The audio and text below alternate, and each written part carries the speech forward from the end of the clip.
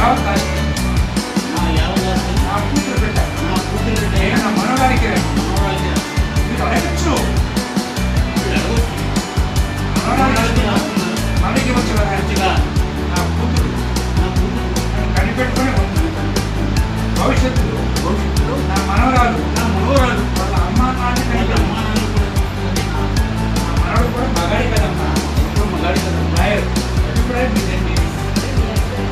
అలాగే ఏమండి పేపర్ తీసుకో. ఆ మనవడికి ఎలాగో వాళ్ళ అమ్మ నాన్న సంపాదించిస్తారు. నా ఆస్తి నా మనవడికి చెందాలి.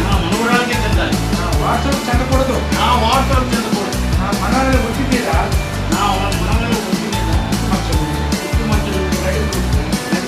డాక్యుమెంట్ స్పష్టంగా రాయి. నా మనవరాలికి సంవత్సరాలు వచ్చేవారు. 8 సంవత్సరాలు వచ్చేవారు. ఈ ఆస్తి మీద వచ్చే ఆదాయం బ్యాంకులో జమ చేయవచ్చు. 18 సంవత్సరాలు రాగానే నా మనవరాలికి పూర్తి తక్కువ వస్తాయి.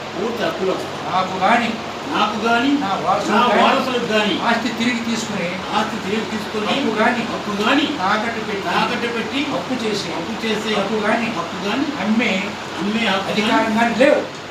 కూడా లేదు.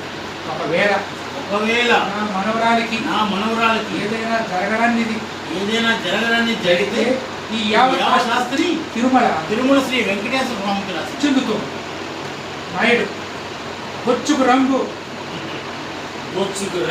దసరాపురుడు గెటప్. నువ్వు తండ్రివా?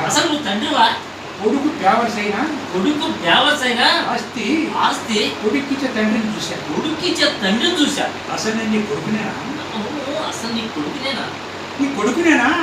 నేను నీ కొడుకునేనా? నేను నీకే పుట్టి ఉంటే ఇలా చెయ్యవు. కన్న తండ్రి గౌరవించవయ్యా. నాయుడు సస్తే తలకొరి పెడతా. పెట్టేది నేను. కొట్టేసి మర్యాదగా మాట్లాడు. నాయుడు నా కాళ్ళ మీద నా కాళ్ళ మీద నేను బతుకుతున్నా. నా అబ్బ సొమ్ముతో కాదు. ఇంకా అబ్బేంటి? ఎవడమ్మ మొగుడు సొమ్ము తినలేదు. నేనేడా ఉన్నారుగా చూపి తండ్రి బ్యాచ్ తినండి. నాయుడు ఏం మాట్లాడుతున్నావు? నాయుడు దొబ్బేయమ్మా. బాగా దొబ్బేయి. నాయుడు కూడా సత్తిగా రారా. ఇలాగా ఇలాగా అను. నాయుడు సత్తి అన్ని ఇడి చేసి కూర్చున్నాడు. ఇడి చేసిన గుంపుతో కంపురా. మరి కంపురా. కత్తి అందరూ పెద్ద మనుషులే. ఇదేం పద్ధతి? మా అన్న కాబట్టి కామ్గా వెళ్తున్నాడు. నేనైతే మోకాలితో ఒక్క కోటు పోసేవాడిని. దెబ్బకు చస్తారు. ఈ అయ్యా నైట్ చేతకాక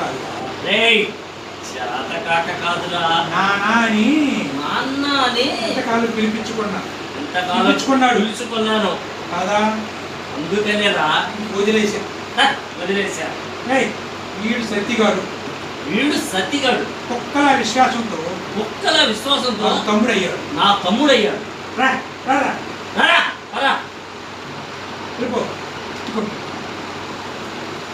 కలిపి